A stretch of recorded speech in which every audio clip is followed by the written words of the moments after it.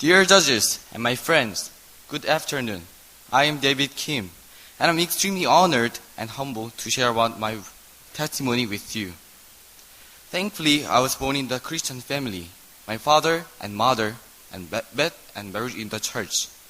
I have been hearing about the gospel since I was very young. I never missed to go to the church on Sundays. Also, I participated in most of the church events. However, hearing the gospel from a young age made me insensitive to it. I met Jesus Christ when I was in the middle school. It seems early for others, but for me, it was very late. As I mentioned before, I was born in the Christian family. I thought I'm a faithful Christian during all my childhood.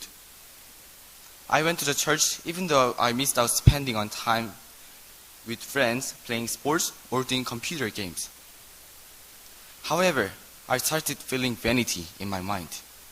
I realized I was not different than unbelievers except going to church on Sundays.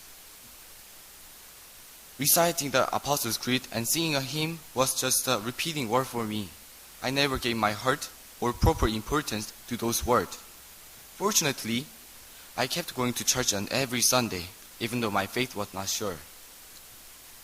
For 3 years, exactly 3 years, I wasted my Sundays by just physically present in the church and ignoring all the sermons. Instead of listening, my mind would be wandering somewhere else.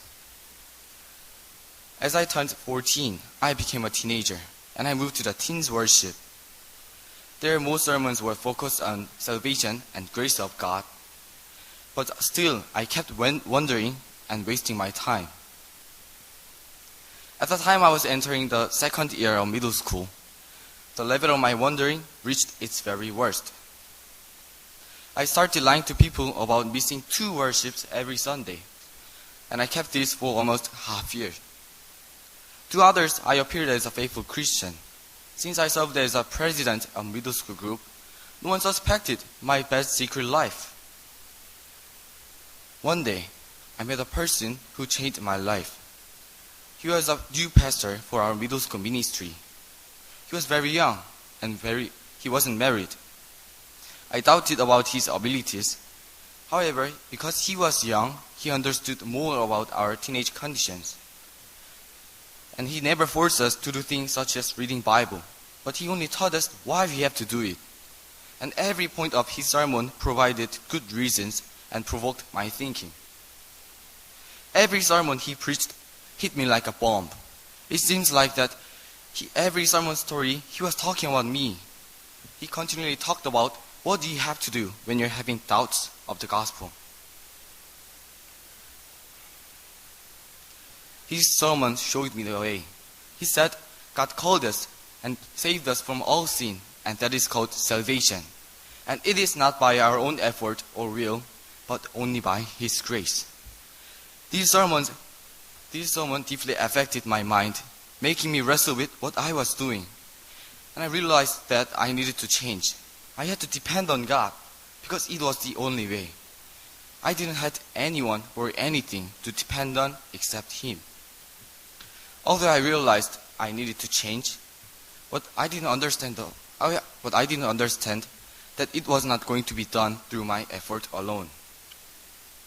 I tried really hard to get on myself and bring it back to God, but I missed the one thing, that restoration is done by His grace, not through our human effort.